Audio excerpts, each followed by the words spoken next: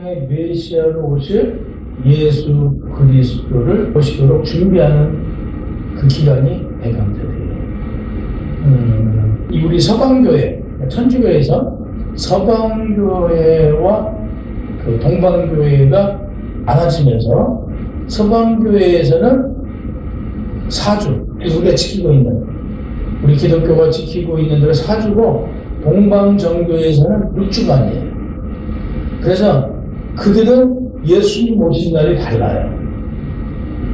오시는 날이. 근데 이제 최근 들어서 다시 협력을 해서 예수님 오신 날은 12월 25일로 서방교회에서 하는 걸로 통일하자 해서 지금은 이렇게 지내고 있어요. 대강절이라는 이 뜻은 교회력이 시작하는 첫 절기 이렇게 생각하시면 돼요. 대림절이 뭐냐 그러면 새해를 시작하면서 첫 번째로 오는 절기다 이렇게 생각하시면 돼요. 그 뜻은 옴, 도착 이런 뜻이에요. 오고 있다, 온다, 도착했다. 라틴어로는 어드벤투스 이런 단어예요. 어드벤투스, 그러니까 도착했다, 오고 있다. 그래서 우리가 기념하라 그러잖아요. 예수님이 오신 걸 기념하라고 해서 그럼 오셨다는 뜻이잖아요. 기념하는 것은 오셨다는 뜻. 근데 오신다 그러면 예수님이 오시잖아요. 그럼 마지막 날을 우리가 기대하고 예수님 어서 오시옵소서 얘기를 하는 거예요. 왔다, 오고 계시다. 대강절이 강림절로 불리게 된 것은 두 가지로 생각을 하고 있어요. 그러면 예수님이 이 땅에 오신 것도 강림하신 거잖아요. 두 번째, 성령 강림주의라고 우리가 지키고 있잖아요. 근데 이 절경은 달라요. 근데 이제 대부분 예수님이 오시는 강림주일과 성령 강림주의를 묶어서 얘기하는 사람이 있는데 이건 아니에요.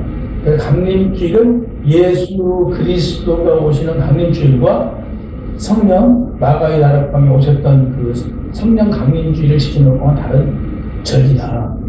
이렇게 분명하시면 좋고요. 선마교에서는 대강절이 시작되는 대강절 주일 안드레 축일 11월 27일에서 가장 가까운 그 일요일로 이렇게 정했습니다. 그래서 이에 따르면 대강절 주일이 날짜로 11월 30일보다 빠르지 않고 12월 3일보다는 늦지 않는다 이거죠. 그 사이에 시작이 된다 이거죠. 12월 30일에서 10월 3일 이 안에 대강절이 시작된다. 그래서 524년 내리다 해에서 이 기간에는 결혼도 금지시켰습니다. 이 대강절 기간에는 결혼도 하지 않았고요. 또 금식을 선포하고 그 예식의 내용이 주님의 고난을 기억하는 사순절 있잖아요. 사순절. 그 사순절과 비슷하게 치렀어요. 그래서 대강절은 아까 말씀드린 대로 초대교회부터 시작이 됐어요. 초대교회에서부터 시작이 됐지만 동방정교회와 서방정교회가 나누면서 성탄절 시기를 각기 다르게 생각을 했었단 말이에요. 12월 25일은 서방교회, 동방교회에서는 1월 6일로 이렇게 다르게 치르고 있다가 그래서 이제 그들은 6주간이었고 우리는 서방은 4주간이었어요. 대강절이 가장 오래된 자료로 알려진 6세기 후반에 갈라시우스 예전서에 보면은 그때는 5주를 찾았어요. 그 기록이 5주 동안 어서 오시옵소서 이런 내용이 당시에 5주 동안 기록이 쭉 있어요. 그래서 원칙대로 하려고 5주가 맞다라고 주장하시는 분들도 있는데 뭐 이건 아무튼 4주로 세계가 4주로 정해서 지금은 지키고 있다. 그러니까 대강절이 12세기 들어오면서 예수 그리스도 탄생을 기다리는 그 의미에서 이제 세상의 마지막 날 심판해 주러 오실 예수를 기다리는 그런 절기로 확대됐다. 이렇게 알고 계시면 되고요. 근데 오늘날 보세요. 오늘날 성탄 이전에 그 거리에 보면 캐롤송이 나오잖아요. 이런 것들은 이제 세속화된 거잖아요. 사실은 예수님이 오시기 전에 우리가 심판해주고 오실 예수님 앞에 사실 떨리는 마음으로 사실 두렵잖아요. 내가 잘못 산 거에 대해서 뭘 잘못 살았는지 되돌아봐야 되는데 그냥 마냥 신나기만 해. 예수님 오시는 게 신나죠. 당연히 신나지만은 이 기간 동안, 다시 얘기해 대강절 기간 동안 우리는 무엇을 해야 되냐면 내 자신을 되돌아봐야 된다는 거예요. 내가 예수님 앞에 마지막 심판에 주로 오실 예수님 앞에 섰을 때 내가 꾸지람될 일이 뭐가 있을까? 그리고 지난 그 세월 동안 내가 살아오면서 뭘 잘못했을까? 이런 걸 점검하는 시간을 가져야 되는데 그냥 반짝반짝 그 신의 하늘성과 그냥 흥만돼요. 이렇게 세속화되고 상품화되어 버렸다. 그 의미와는 다르는데 이제 그 대강절에는 행사가 여러 가지 행사가 있어요. 그 중에 하나가 빛의 축제예요. 촛불의 의미는 그 어두운 세상을 밝히는 빛이에요. 그럼 우리가 예수님을 빛으로 생각하잖아요. 그래서 이 빛의 축제는 무엇이냐? 오시는 예수님을 기리는 거예요.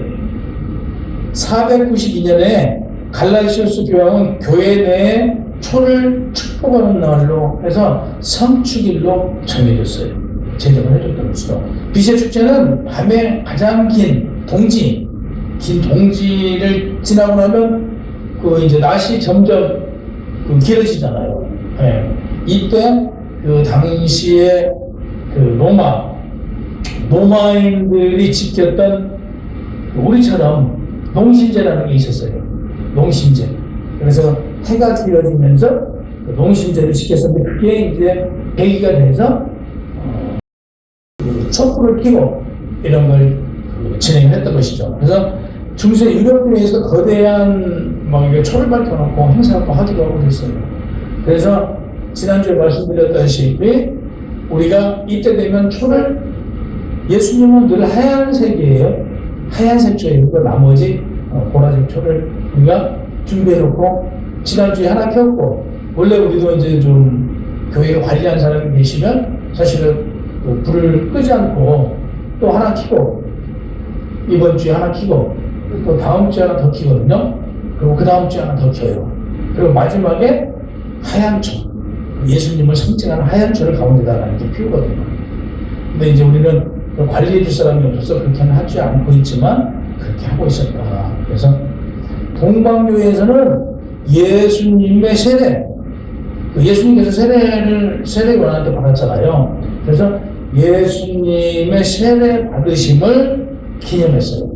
반면 서방교회에서는 아기 예수를 찾아온 동방 박사들이 있었잖아요. 이걸 기념하는 거예요. 그래서 동방과 서방에서는 다르게 지키고 있었다. 그래서 경배한 기념일로 지키는 주연절 1월 6일로 전야까지 계속 촛불을 끄지 않고 밝히고 있었다.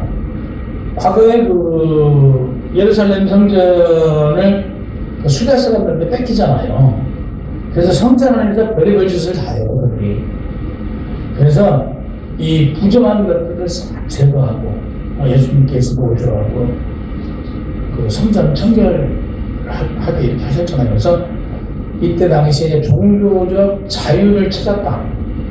그래서 종교적 그 자유를 찾았다는 게 이제 승리의 그 표시로 축하하기 위해서 8일간 빛의 축제를 이제 열었죠. 그래서 수전절 행사를 합해지면서 우리가 수전절 그러면 곡식을 걷어서 창고에 드리는 거. 우리도 그 농사를 짓고 나면 그 곡식들을 겨울 먹기 위해서 창고에 드리듯이 이 수전절은 그쪽에 우리와 똑같이 그런 의미의 절기다. 그래서 곡식을 거두어서 창고에 드리면 이때 그 축제하고 연결시켜가지고 버리기도 했어요. 그래서 그 대강절에 이제 화환, 우리 지금 그 권사님도 하얀색을 갖다 놨어요. 그래서 대강절에 이런 하얀색을 끼는 이유도 이제 성결, 예수님의 성결을 이렇게 상징을 하면서 이 하얀 색깔로 해놓은 것이죠. 그래서 지금 이제 보라색 초를 아까 말씀드렸죠. 보라색 초를 켜놓고 그 아래다가 하얀색 초가 예수님을 상징한다. 이렇게 알고 계시면 될 것 같아요.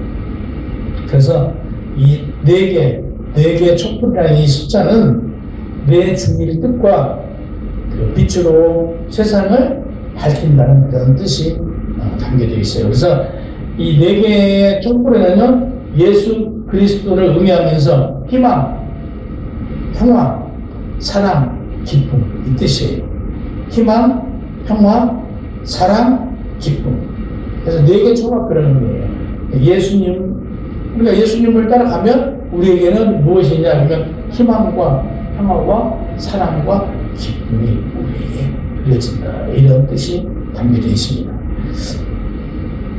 오늘날은 교회에도 이렇게 추리를 해놓잖아요. 그 추리를 해놓은 그 의미가 원래는 초로 이렇게 빛의 역할을 했던 거예요. 초로 했었는데 이제 이걸 초로하지 않고 이제 이렇게 전구로 하잖아요. 그래서 이 하얀색, 우리도 이제 뭐 오늘 이따 하든지 해야 될 것 같아요. 근데 그 하얀색은 예수 그리스도를 상징하고 이 빛이 반짝거리는 것은 그게 우리의 성도들이에요. 그 빛이 누구냐면 한 사람 한 사람 우리라는 얘기예요. 우리가 세상에 빛의 역할을 한다고 해서 우리를 뜻하는 거예요. 한 사람 한 사람. 그래서 교회에 지금 막 큰 대형 추리 해놓잖아요. 추리의 빛이 누구냐 그러면 우리 크리스찬 한 사람 한 사람을 상징적으로 빛으로 표현하고 있다. 이렇게 생각하시면 돼요.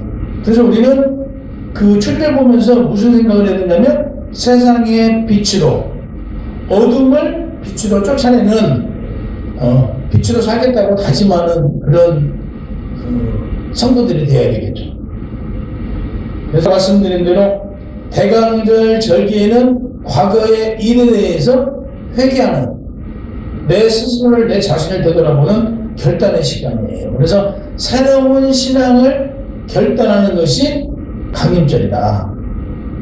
지금도요, 이게 이제 16세기에 들어서면서 종교개혁이 있었잖아요. 종교개혁이 있으면서 사실은 이게 사라졌어요. 그런데는 뭐였냐면요, 자기 자신을 되돌아보고 교회에서 특별히 정해놓고 회개를 했던 거죠. 12월 13일 수요일부터, 다음 수요일부터 금, 토 이렇게 하는가 봐요. 그러니까 그 13일부터 그러니까 수, 목, 금, 토요일까지 이게 4일간 지금도 바티칸 성당에서는 지금도 하고 있대요. 그래서 이전에 우리 교회에서도 12월 13일이 지난 수요일 13일이 지난 수요일부터 수, 목, 금, 토까지 이렇게 회개를 했었다.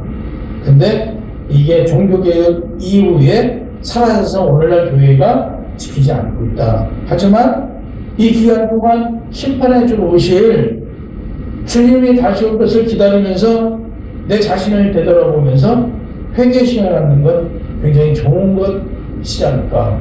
그래서 우리도 12월 13일이 지났잖아요. 지난 수요일이 지났으니까 뭐 이번 주라도 작정으로 나를 내 자신을 되돌아보고 내가 얼마나 신앙생활을 잘하고 있는지 살펴볼 수 있는 그런 시간을 가지면 좋겠습니다. 또 세 번째는 성탄절에 예전에는 교회에서 그런 거 많이 했잖아요.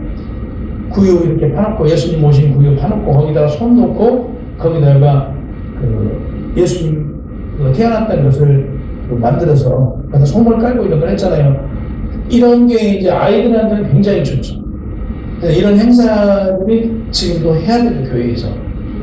예, 그래서 만들어서 천주교에서는 거의 대부분 다 하고 우리 개신교에서도 적극적으로 아이들을 데리고 아이들이 이렇게 구유도 만들고 손도 깔고 집 깔고 예전에는 우리 뭐 기독교와 대부분 다 했어요.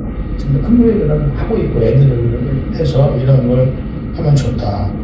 또 이제 화환 만들기를 하고 있어요. 화환 꽃 만들기를 하고 있죠. 그래서 대표적인 풍습으로 대강절 화환을 만들었을 때 이건 유럽 등지에서 처음 시작해서 이제 유행하다가 동유럽에서 온 루터 교인들에 의해 미국에도 전파되면서 대중화가 된 전통이에요.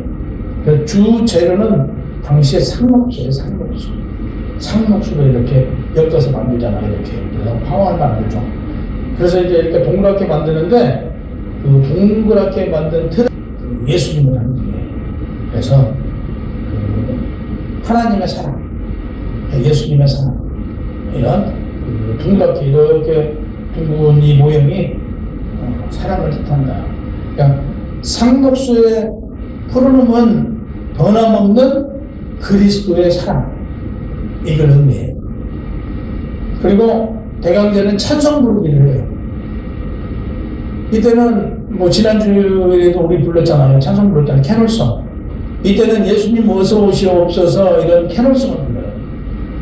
예수님을 기다리면서 주님께서 나신 것을 우리가 축하하는 그런 찬송을 부르면서 우리의 신앙을 고백하는 이런 시간을 갖죠. 이어서 성경 읽기 하고 있어요. 메시아 오심을 이사야서에 예언되어 있잖아요.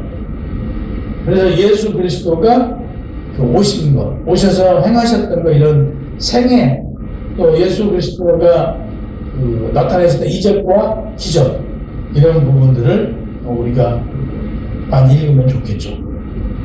마지막으로 촛불 예배를 드려요. 이 교회 그들의 어둠을 그리스도인들이 쫓아내는 이런 뜻으로, 이런 상징으로 촛불로 예배를 드렸죠. 그러니까 어두운 세상에 밝게 비치는 그리스도를 기념하기 위해서 촛불 예배를 주로 성탄절 전야에 하죠. 그래서 크리스마스 날은 우리가 예배를 안 드리지만 전야에는 우리가 예배를 드리잖아요. 그래서 성탄절 전에 저녁에 예배를 드리면 촛불 예배. 그래서 모리비안 교회 촛불 예배는 굉장히 이렇게 웅장하고 크게 이브날이라고 했잖아요. 저희가 전날 크리스마스 이브날 사실 예배를 경건하고 웅장한 예배를 드리죠. 비록 우리는 뭐 그렇게 크고 웅장하게 드릴 수는 없지만 교회들이 이렇게 촛불 예배를 드림으로써 그 의미를 상징하는 그런 예배를 드리면서 옛 풍습이잖아요. 옛 풍습을 따라가는 것도 우리 성도들이 신앙에 도움이 되고 좀 더 나의 신앙에 대해서 되돌아보는 그런 시간을 가질 수 있지 않겠느냐. 그래서 이제 대강절 첫 주일을 보냈잖아요. 오늘이 대강절 두 번째 주일. 그러면 두 번째 주일을 맞이하면서 우리는 신앙을 점검해야 돼요. 그러니까 오실 주님을 기다리는 것과 심판해 주러 오실 예수님 앞에 나아갈 때 부끄러움이 없어야겠니. 그래서 우리가 부끄러움이 없는 성도로서의 역할을 다할 수 있도록 아무튼 내 자신을 되돌아보고 나의 신앙을 점검하고 연말이 다가오면서 하나님께 언약하고 하나님께서 나에게 주신 그런 언약을 내가 잘 지키고 있는지 되돌아보는 그런 한 주가 됐으면 좋겠습니다. 그래서 우리 열방으로 교회 모든 성도들은 아무튼 예수님 앞에 조금 더 부끄럽지 않아요. 예수님이 오늘 정말에 주로 오시더라도 정말 참 잘했다 칭찬받는 성도들이 되시기를 주님의 이름으로 축원합니다.